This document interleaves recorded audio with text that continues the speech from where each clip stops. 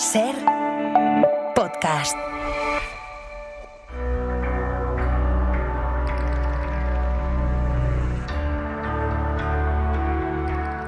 Continuamos en Ser Historia, pasamos de página y nos acercamos al mundo de la ciencia con esa historia de la ciencia, Ciencia e Historia 2.0 que hacemos cada pocas semanas con nuestro compañero Pablo Arias. Pablo, bienvenido una semana más a Ser Historia. Hola Nacho, bien hallado una semana más, es un placer estar aquí. Hoy nos vas a hablar del El hombre de la manzana, de Newton. Sí, sí señor.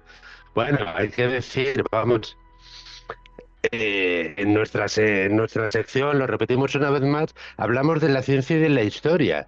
Y hoy vamos a comentar uno de esos casos históricos que ha llegado hasta nuestros días. Has dicho que vamos a hablar del hombre de la manzana, sí, vamos a hablar de Sir Isaac Newton. Pero también hay que decir una cosa, que si nos ponemos a hablar de Isaac Newton, nos da para un par de temporadas que en cada una de las secciones. Así que hoy vamos a hablar de lo que yo he llamado Isaac Newton y el canto de un duro. El canto de un duro, que los millennials no sabrán lo que es. El duro era la moneda de 5 pesetas. Seguro. Y el canto del duro, cuando se decía dura menos que el canto de un duro, lo que tarda el duro en girar y al final aparecer plano, quedarse plano contra la mesa, ¿no? Pero ¿qué tiene que ver todo esto con Newton? Pues ahora te lo voy a contar, vamos a desgranar esta historia poco a poco. Bueno, decir, en primer lugar, que Isaac Newton ha sido una de las mentes más brillantes que ha habido en la historia de la humanidad. No, como digo, no vamos a desarrollar aquí su legado porque nos llevaría mucho tiempo. Científico polifacético, polímata, que es una palabra que te gusta a ti, físico, matemático, profesor de la Universidad de Cambridge, etcétera. De hecho, en un capítulo, recordarás, cuando hablábamos de la transmisión del sonido, hablamos de él porque era amigo de don Samuel Pepys, que fue una figura en la Inglaterra de la segunda mitad del siglo XVII muy importante. Y vamos a hablar de ello. Venga, empecemos. Cuéntanos. Vamos a empezar. Poco a poco, ¿eh? Bueno, como dijimos entonces, lo que nos ha llegado de cómo era Newton, es decir, lo que nos han contado sus conocidos y allegados, es que desde jovencito tenía una personalidad peculiar.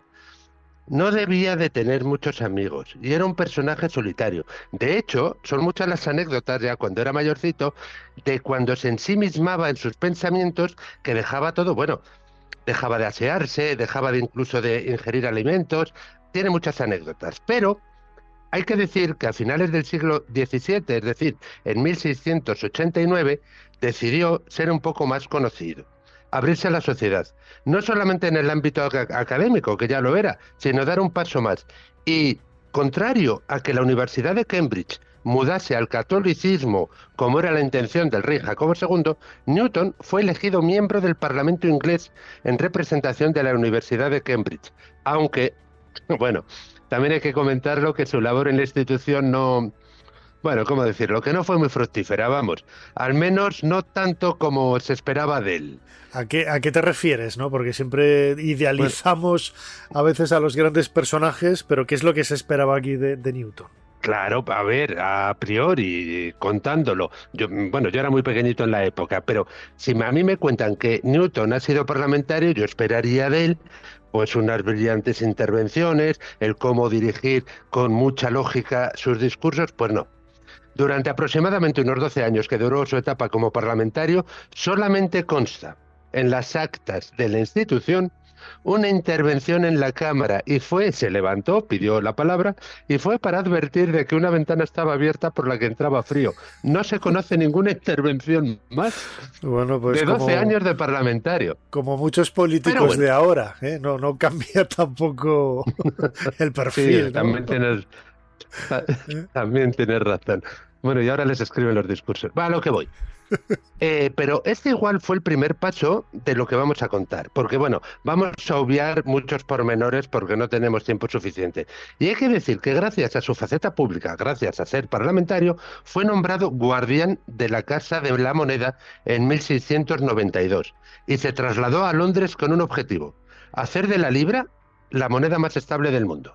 Uh-huh.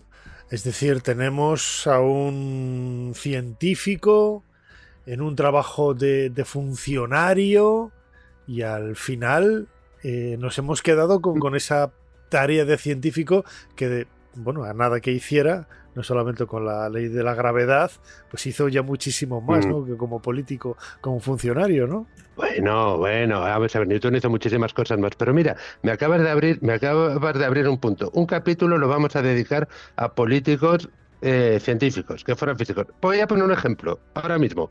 Angela Merkel. Angela Merkel era física, que lo sepas. Fíjate. Bueno, pero vamos, sí, es muy curioso. Rubalcaba, ¿no? Newton. Rubalcaba también era físico, ¿no? Sí, Rubalcaba era químico. Químico, Rubalcaba era químico. Y también, bueno, ya te digo, hay un elenco, no hay muchos, pero hay un elenco de personajes que, bueno, que pueden ir. Bueno, a lo que voy. Newton es nombrado ni más ni menos guardián de la Casa de la Moneda. Y el encargo se lo tomó con mucho rigor, como se tomaban las cosas. Pero vamos a contar la situación. Las monedas, es decir, las monedas físicas, es decir, lo que llevamos en los bolsillos, y en general, y las libras en particular, contaban con muchas deficiencias en la época. Su troquelado era muy irregular. La diferencia que había de unas monedas a otras, dependiendo de dónde se hubiesen fabricado, eran muy diferentes. Y las libras, otras monedas también, pero las libras en particular, la mayor parte estaban compuestas de aleaciones de oro y de plata, y estaban obsoletas, estaban muy desgastadas, así que Newton se propuso una tarea titánica y muy costosa, por cierto, que se denominó el Gran Reacuñado. Se trataba de sacar de la circulación las monedas en mal estado y, tras fundirlas, volver a acuñarlas de tal modo que se rejuvenecía la moneda circulante. Pero fue ahí cuando constató que aproximadamente el 20% de las monedas en circulación recibidas que estaban en malas condiciones y dispuestas a ser reemitidas eran falsas. 20%. Y aquí comenzó el 20%. Eso y aquí es... comenzó sí. Él se propuso combatir la falsificación. Esto es una bestialidad. Claro, eso puede hundir la economía de un país. El 20% es una quinta parte, una barbaridad. Bueno, Nacho, pues eso es cómo estaba la situación. Pero hay que decir, a ver, que en aquel tiempo, en Inglaterra, la falsificación de la moneda era considerada como alta traición. Y su castigo era la horca y el desmembramiento. Y ahí empezó su tarea investigadora. Fíjate, como si fuera Sherlock Holmes, Newton disfrazado, el bueno de él acudía a tabernas para enterarse de cómo era el negocio de la falsificación y desenmascarar a sus responsables. Y bueno, nos vamos a ahorrar muchos detalles, pero hay que decir que llevó a cabo un centenar de investigaciones y logró llevar a la justicia y ajusticiar a 28 falsificadores de monedas. Decían que era un gran investigador incluso como policía. Te voy a decir, o sea, tenemos a un físico, tenemos a un político, tenemos a Sherlock Holmes. Tenemos a Sherlock Holmes. Totalmente, pero Newton era un crack, ¿no? Claro, pero eso también tiene que ver, eso todo es lógico, si tú tienes una gran capacidad o tienes la posibilidad de tener una gran capacidad deductiva, que no tienes solo que investigar en ciencia, también puedes investigar en cualquier otra cosa. Pero ahora llega lo mejor, Nacho. Todo lo que he dicho hasta ahora es la introducción. ¿Qué sucedía? Que los métodos de falsificación que tenían, hemos hablado de las irregularidades en el troquelado de las monedas, de que no eran homogéneas, que las que se fabricaban en un sitio con las que se fabricaban de otro tenían grandes diferencias. Pero uno de los métodos que tenían era el limar las monedas de oro y plata, el borde. Limaban el borde de tal manera que las monedas era casi imperceptible esa sisa de oro y de plata. La limaban y era muy difícil distinguir una limada de otra que no había sido limada. Y con ese material, con ese oro y con esa plata, lo volvían a fundir y, pues bueno, volvían a tener no solamente monedas, podían hacer otro tipo de cosas. Y ante lo cual, la mente privilegiada de Newton encontró una solución. Si en el canto de las monedas imprimiésemos un rayado o una inscripción, cualquier alteración sería detectada. Así que lo puso en práctica. De tal modo, Nacho, que esta solución, que fue buena a finales del siglo XVII, continúa en nuestros días. Si nuestros oyentes reparan, en el canto de las monedas actuales se encuentran rayas o texto de alguna inscripción. Pues bien, que sepan que fue Sir Isaac Newton el responsable, el que ideó esta solución.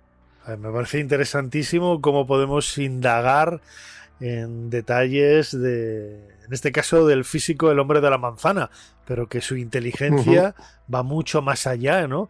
Incluso es cierto que yo tiro ahora el bolígrafo sobre la mesa, ahí lo escuchamos y cae por la ley de la gravedad, que podemos explicarla gracias al pensamiento y a las fórmulas que planteó Newton, pero también en nuestra cotidianidad, en la manipulación con esas monedas, también lo tenemos presente, ¿no?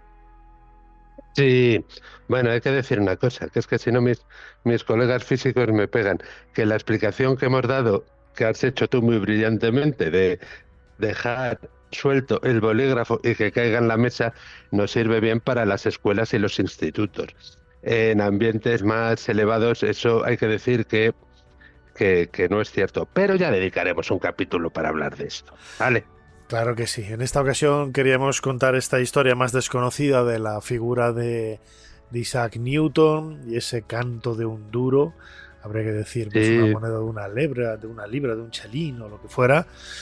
Y como siempre, Pablo Arias, compañero, muchísimas gracias una vez más por habernos ayudado a hacer un poquito más de historia. Muchísimas gracias de nuevo, Nacho, por ayudar a difundir la ciencia. Hay que decir que este capítulo queda dedicado, como no, a Sir Isaac Newton y el legado que nos dejó. Y que cuando veamos el canto de un duro, nos acordaremos de él. Gracias, Nacho. Un abrazo.